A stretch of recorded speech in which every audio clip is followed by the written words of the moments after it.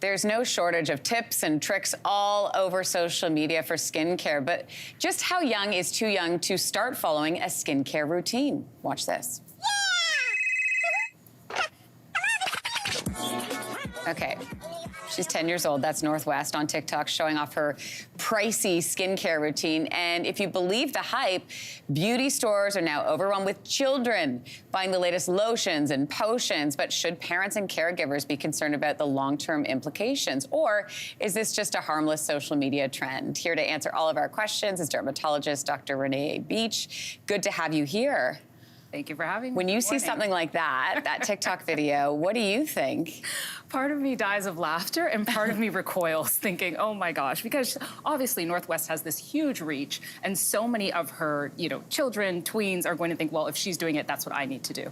Why is this happening? Is this a marketing thing? What's going on? It's crazy. So it's a phenomenon where, a group of kids 10 to 12 years old who normally would be indulging in arts, athletics, instead are engaging in what I call consumer aesthetics. So they're spending their after-school time, trolling the aisles of Sephora and other higher-end skincare stores and really picking out a bunch of products that they just don't need yet.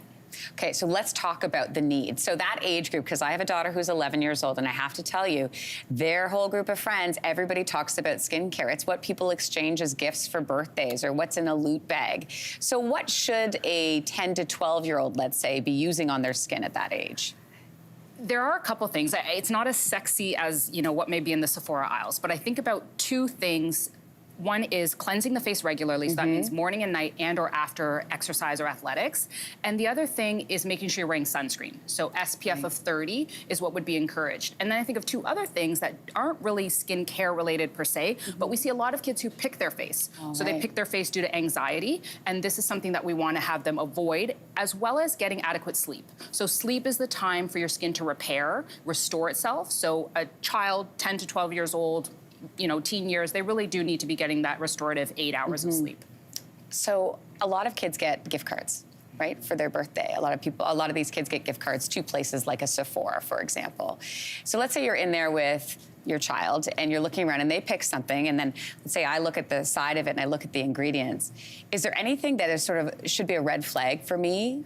I think a 10 to 12-year-old, by nature of the fact that their skin is so new and so fresh, does not need collagen-boosting ingredients. And one of the collagen-boosting ingredients that would be in these products is retinol. Now, retinol, in and of itself, is often used by dermatologists in a different form, retinoid, for things like acne. The problem with using it unsupervised and sometimes without a known concentration, as would be in the case with some of these products, is the consumer, in this case a child, is really risking skin irritation, eczema, a chemical burn, and none of these things are the outcome that we would want from purchasing a $50 product. It's hard though, right? When they're being, the influx of all of these videos and the information and how they get it, to have that conversation when I'm not gonna name a company, but when you hear like, this is really cool to have, but then you look at it and you're like, there's retinol in there and you are 10. I know. No, it's crazy to me, but here we are. Yeah, here we are.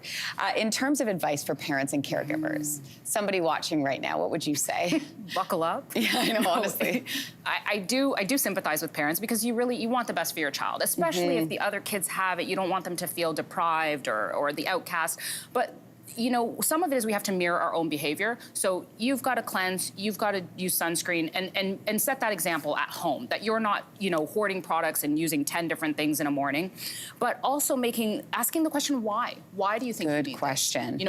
What happens if you don't have it? Is something going to happen bad to your skin? Because I can tell you it's not. And I say this as somebody who, my profession is skin.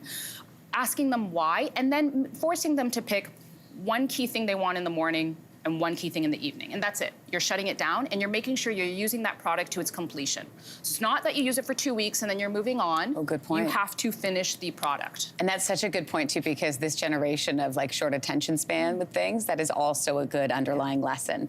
Dr. Renee Beach, always good to have you in. Thank you so much. Thank you. Hey, thanks for watching. If you liked this, be sure to subscribe here, or you can check out more Your Morning videos right here.